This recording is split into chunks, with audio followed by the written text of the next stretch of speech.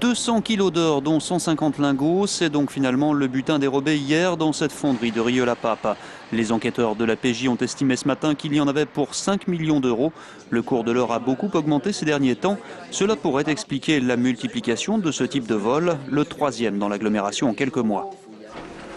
Comment expliquer ces agressions à répétition de bijoutiers? Je sais pas, c'est peut-être que les individus trouvent qu'actuellement les bijoux ou l'or rapportent pas mal de choses. Peut-être, je sais pas, que le trafic de stupes devient plus compliqué dans ces temps. Donc on se procure de l'argent par tous les moyens. Les fabriques de bijoux et autres fonderies de métaux précieux sont-elles assez bien protégées? Selon ce journaliste spécialiste de ces faits divers, les malfrats semblent avoir trouvé la faille. C'est vrai que ça pose des questions au niveau de la sécurité de ces entreprises.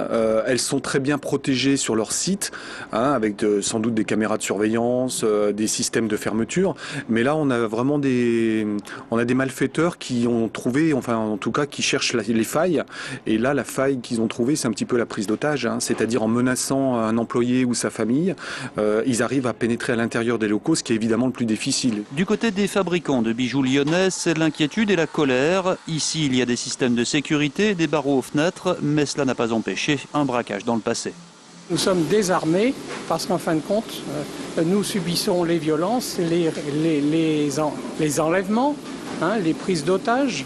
Les risques sont majeurs, mais ça n'intéresse pas grand monde. On voit qu'en fin de compte, les voleurs de tout type deviennent une profession. L'opinion publique les considère comme de nouveaux Robin des Bois.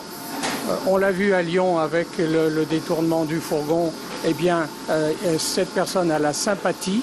En tout cas, ils n'ont pas acquis la sympathie de la police judiciaire qui a récemment arrêté 4 membres présumés de ce qu'ils qualifient d'équipe à tiroir qui ont au fait de se reconstituer.